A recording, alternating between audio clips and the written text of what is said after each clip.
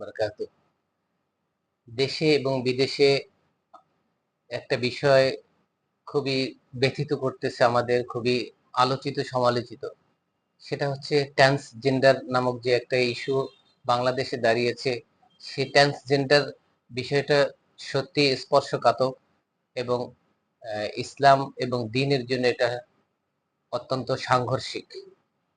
কেউ কোনো ছেলে যদি মনে মনে মনে করে আমি আজকে থেকে মেয়ে এবং ঘোষণা দেয়, আবার কোন মেয়ে যদি মনে করে আজকে থেকে আমি ছেলে, মনে মনে এই খেয়াল করে যদি ঘোষণা দেয়, তাকে ছেলেদের মধ্যে রাখতে হবে এবং মেয়েকে ছেলেদের মধ্যে, ছেলেকে মেয়েদের মধ্যে। অর্থাৎ মনে মনে সে কল্পনা করছে এবং হয়ে গেছে সে মেয়ে। এই একটা বিষয় যেটা আসলে খুব লজ্জাজনক।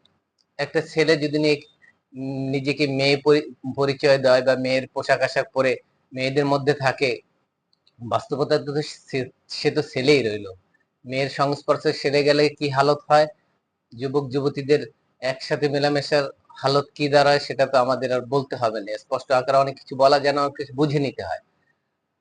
এই বিষয়টা যখন সামনে আসে তখন দেখেন, একটা পরিবার কেন্দ্রিক ইসলামী জীবনযাপন যখন মানুষ মানুষ শুরু করে, তখন পিতার ইন্তেকালের পরে তার সম্পত্তির বন্টন হয়ে যায় জীবিত ছেলে মেয়ে যারা আছে, আত্মীয় স্বজন আছে তাদের মাঝে।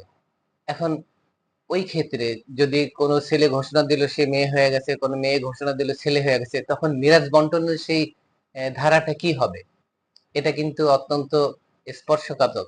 কোরআন এবং হাদিসের যেই মিরাজ বন্টনের ব্যাপারটা আছে, তার সাথে কিন্তু একটা সাংঘর্ষিক বিষয় দাঁড়িয়ে যায়।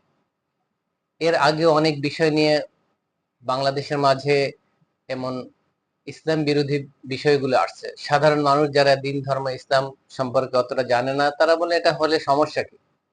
সমস্যা তো কোরআন হাদিসের বিরুদ্ধে চলে যাচ্ছে। আল্লাহ এবং আল্লাহর রাসূলের যে নিয়ম নীতি আছে সেই নিয়ম নীতির বিরুদ্ধে চলে যাচ্ছে। তাহলে একজন মুসলমান হয়ে এই বিষয়গুলো কিভাবে সমর্থন করতে পারে, কিভাবে মানতে পারে?